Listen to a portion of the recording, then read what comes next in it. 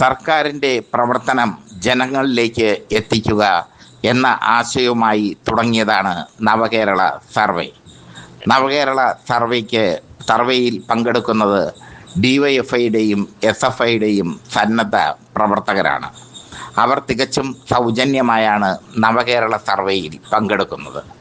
നവകേരള സർവേക്ക് സർക്കാർ മാറ്റിവെച്ചത് 20 കോടി രൂപയാണ്.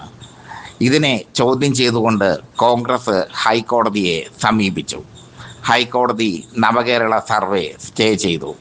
20 കോടി രൂപ എന്തിന് മാറ്റിവെച്ചു എന്നായിരുന്നു ഹൈക്കോടതിയുടെ ചോദ്യം. ഇത് മാധ്യമങ്ങൾ ആഘോഷിച്ചു. മാതൃഭൂമി, മനോരമ, ഏഷ്യാനെറ്റ് ചാനലുകൾ അന്തിച്ചർച്ചയിൽ കൊണ്ടുവന്നു. മാതൃഭൂമിയും മനോരമയും മാധ്യമവും കേരള കൗമുദിയും ഇപ്പോൾ കേരള കൗമുദി രണ്ടും കെട്ട അവസ്ഥയിലാണ് പ്രവർത്തിക്കുന്നത്. ഒരു ശിഖണ്ഡി പത്രത്തിൻ്റെ അവസ്ഥ.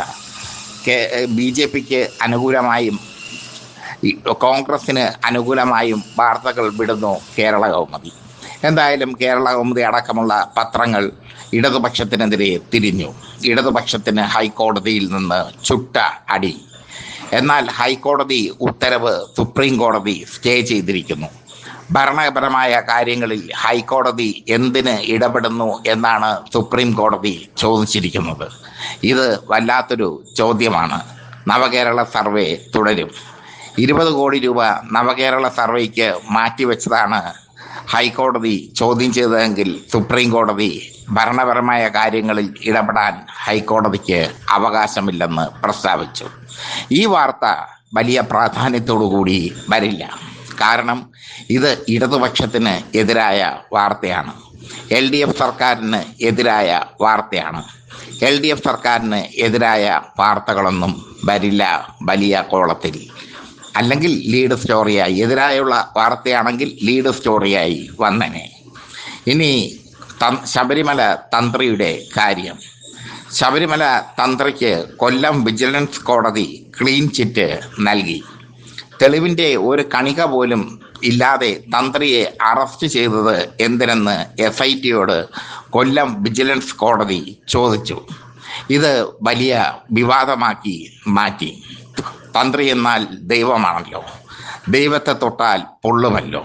അതിനെ സുനിൽ കനകോലുവിൻ്റെ PR വർക്ക് വലിയ വിവാദമാക്കി മാറ്റി. BD സതീശനും രമേശ് ചെന്നിത്തലയും ഒക്കെ ആഞ്ഞടിച്ചു. എന്തിന് KC വേണുഗോപാൽ വരെ 10 കാര്യം പറഞ്ഞു പോയി. ഇപ്പോൾ തന്ത്രിക്ക് ജാമ്യം അനുവദിച്ചതിനെതിരെ ഹൈക്കോടതിയെ സമീപിക്കാൻ ഒരുങ്ങിയാണ് SIT. ഹൈക്കോടതിയുടെ നിരീക്ഷണത്തിലാണ്, അല്ലെങ്കിൽ അനുമതിയോടുകൂടിയാണ് SIT പ്രവർത്തിക്കുന്നത്. ഹൈക്കോടതിയുടെ അനുമതിയോടുകൂടി പ്രവർത്തിക്കുന്ന SITക്ക് ഹൈക്കോടതിയിൽ പോകാം തങ്ങൾക്ക് എതിരായി വിധി വന്നാൽ. ഹൈക്കോടതി വിധി തന്ത്രിക്ക് എതിരാണെങ്കിൽ എന്തു ചെയ്യും സതീശനും ടീമും? മിണ്ടില്ല. മാധ്യമങ്ങൾ കണ്ടില്ലെന്ന് നടിക്കും.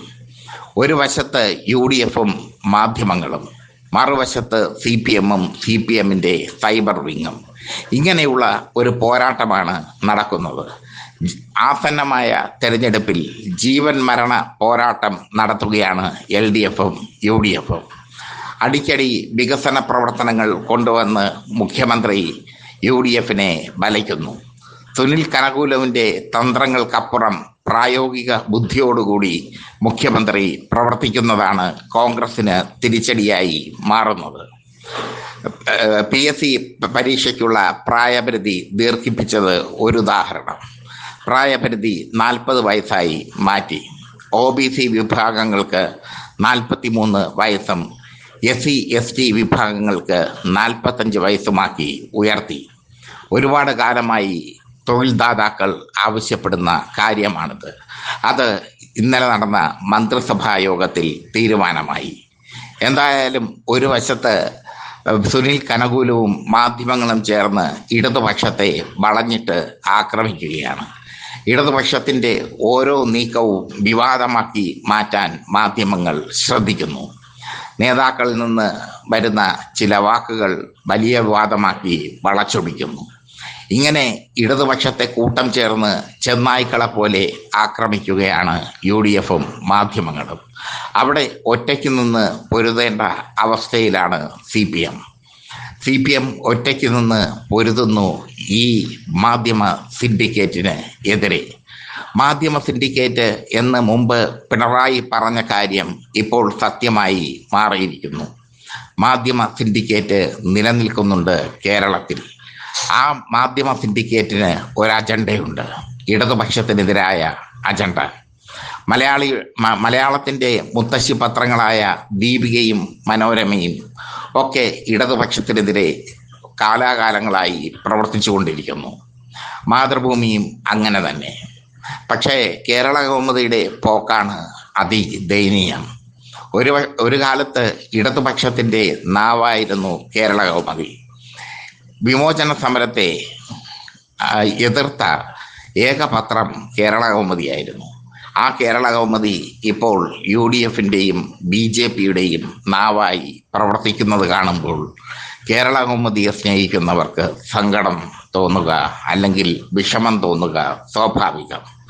എന്തായാലും രണ്ട് കാര്യങ്ങളിലും സർക്കാർ വിജയിക്കും എന്നുള്ളത് ഉറപ്പാണ്.